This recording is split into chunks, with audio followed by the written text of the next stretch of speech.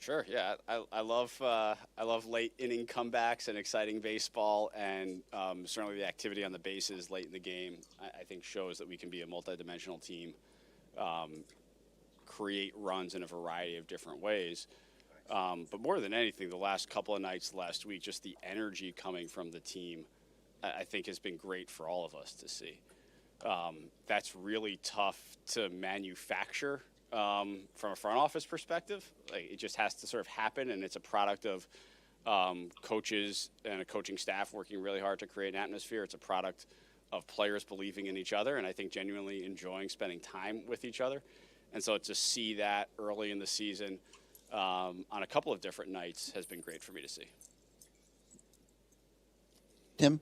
You say that energy can be tough to manufacture from a front office perspective, but do you, when you're building a team, try to find guys that could spark that kind of chemistry? You'd love to try to do that, and so the answer is yes. We try. It's really tough to predict, and it's because it's not only the individuals, it's how the individuals actually mesh with each other, and sometimes you get it right and sometimes you don't. But I do think coaching staffs and managers have a lot to do with that, and I think Mendy and the group we have in there has done a really nice job of promoting that type of atmosphere. Tony? It's not JD Martinez, but what is your expectation just on how long this process is going to take? Yeah, so it's unlikely on the trip. Certainly my expectation is shortly thereafter, if not on the trip, he'll be with us. We're looking forward to that. What does he need to show in terms of, whether it's how many at-bats in actual games? Yeah, I don't know that he needs to show anything. I think he just needs to get into a spot where he says, I'm good to go, and I feel good, and I'm ready.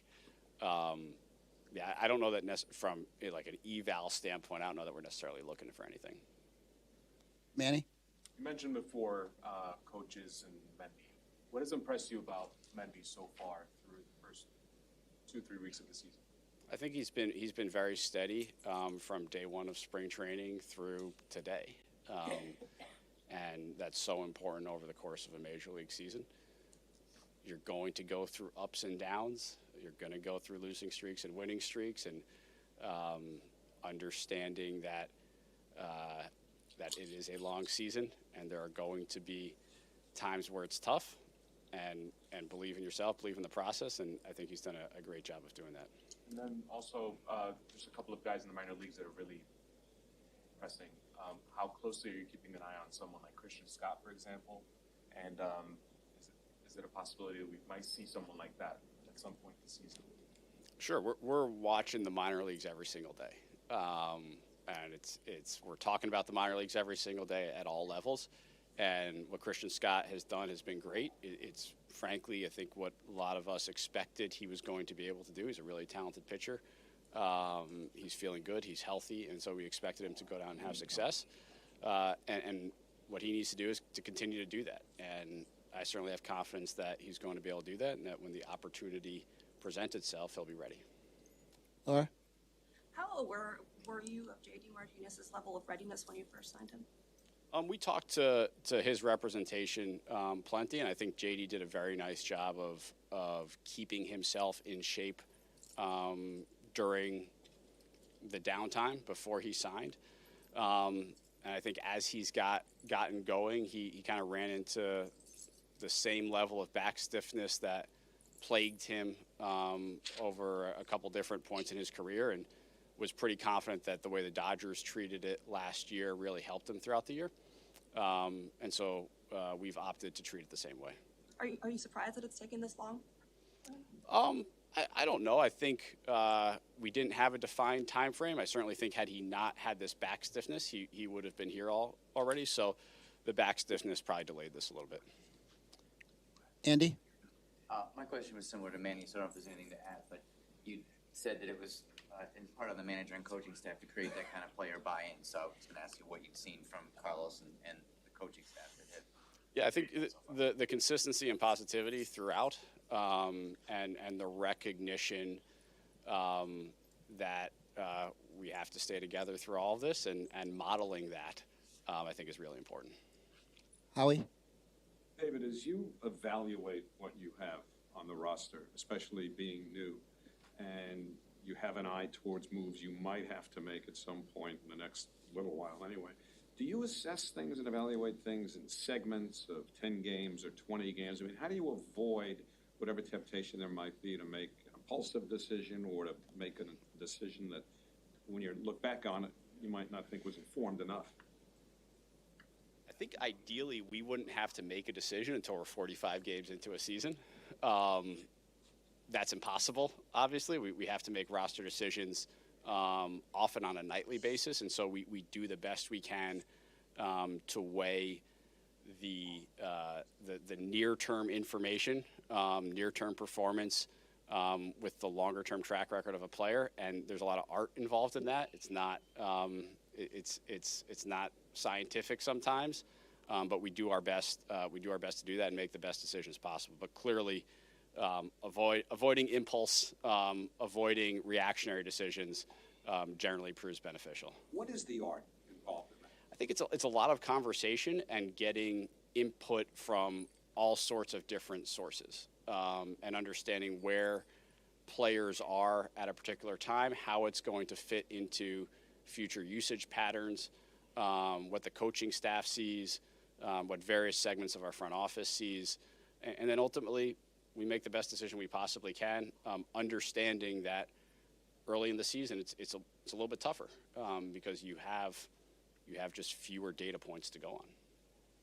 Will. Hey, David, I know that the back player up for JD was unpredictable, but given that it was always a little bit up in the air when he would come to the team, is there any, regret or second guessing with not going with Vientos initially? Or was it always going to be difficult to have him on the roster with other young players as well? No, I think with where we are and how we're using the DH spot and how Brett has played, I think the guys on the roster have done a really nice job. I think Brett has done a really nice job of solidifying third base and playing a very quality third base over there. And I think the way Mendy has rotated guys through that DH spot, both allowing DJ to get going, but also allowing guys like Nimmo or Marte to get off their feet occasionally, has proven beneficial for us. Mike. David, just I know you guys will evaluate things when you get a chance to step back, but just with JD, is there any feeling that maybe some of this was the stiffness or what slowed him down as just a result of even if it's his own eagerness, just pushing a little too much too fast? That's always possible. Certainly that's always possible. I think JD wants to get out there as quickly as possible. I think these guys are all wired to want to move as quickly as possible. So I'm also cognizant that this is something that has popped up for him over the course of his career, and we'll knock it out and get him going. Abby. You made the move with Turan, and then you decided to give Budo a little bit of run here. How comfortable are you with the starting pitching depth as it stands right now? I think those guys are doing a really nice job, and I think the way Budo has come up and given us very, very competitive outings, throwing the ball at a very high level, gives us confidence that we're in a good place right now. And then we've got a number of arms, quality arms, that are going to get healthy here over the next month or so, and that's also very encouraging. Are you looking to supplement the depth at all? We're always looking. We're always going to look to get better. That's true on the staff. That's true on the position player grouping. So I think the answer is we're always seeking to improve our organization. Anthony. David, when the team was 0-5 and it was raining every day, what was Mendoza like those days? Same as we see. Same as you see him today.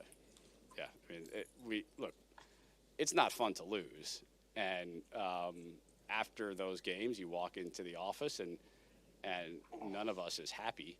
But we all have pretty good perspective here that it's a long season, and you can still smile and joke and have fun with each other. And I think Mendy's got the ability to do that. Was anything he did or said during those times, reflection of what you already knew about the guy you hired? I think during those times, it's often the things you don't do. I think during those times, it's being yourself, and it's being consistent, and it's not deviating. And I think Mendy was very capable of doing that and demonstrated that. Pat.